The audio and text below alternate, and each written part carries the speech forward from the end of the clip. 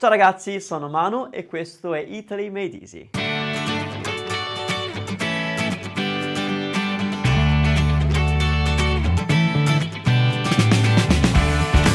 Ciao e bentornati. We keep looking at potential mistakes that you might be making when you speak Italian, because these are things that nobody is really teaching you, and so you probably make mistakes because you're thinking with your English thinking brain. And see, what mistake am I going to talk about today? It's got to do with pronunciation.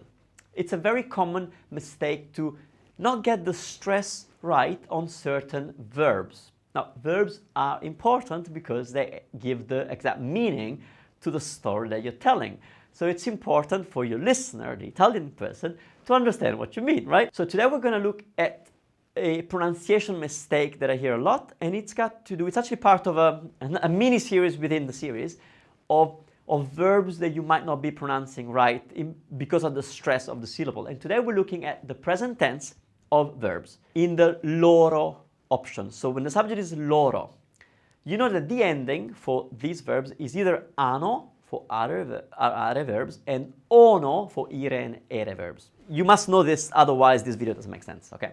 But a common instinct for you guys is to, for some reason, stress the ending. So you might be saying loro parlano italiano, loro giocano a calcio. They speak Italian, they play soccer, okay? You might be saying loro non studiano molto, or you might be stressing the ano part, or the ono, loro non prendono niente. That's not right. The stress is never on the vowel of the ending. It's never on the ano or the ono, never. It's somewhere before. Now, with a lot of verbs, it's obvious where it's going to be. If I tell you that it's not on the ano, so for example, parlano, not right, parlano, right.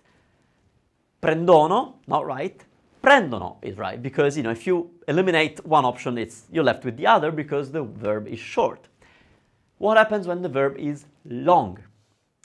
You may have 2 or 3 syllables before the ano that you're not stressing, okay? So what do? You ask yourself, what is the io version of this verb? Pay attention to which syllable you stress in the io version, which in most cases it's more instinctive. You actually get the io version a lot more easily. If you can say the io, pay attention to where the stress is and then apply it to loro. For example, I'm going to give you a really long verb, to telephone. Because when I conjugate it for them, look how long it ends up being. Telefonano, 5 syllables. I tell you that it's not on ano, so it could be on te, le, fo. One of those 3. Which one? Well, ask yourself, how do I say I telephone? If you can say that, then you'll be able to say they. So for example, io telefono. I'm stressing the le. Go to they, loro telefonano. So basically I'm saying tele, and then I'm saying fonano. 3 syllables after the stressed one, which means that the only way you can pronounce it right is that you speed up and you mumble the rest. Telefonano. Also, let's look at considerare, to consider. That's they consider, okay? It's long. Considerano. 5 syllables again. It's not on the ano, so it could be on conside. One of those 3. Which one? You don't know. Can you say I consider? Maybe you can, maybe you can't. I don't know. It's considero. Io considero. I'm stressing the C. Go back to they.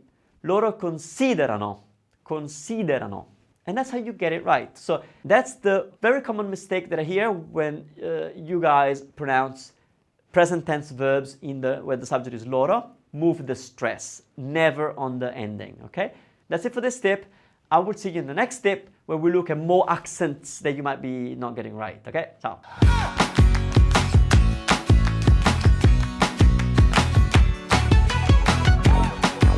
Ragazzi, per non perdere nessuna lezione di italiano, attivate le notifiche. Si fa così. Prima vi iscrivete al canale, poi fate clic sulla campana vicino al bottone rosso e selezionate quest'opzione. Salvate e via! Facile, no?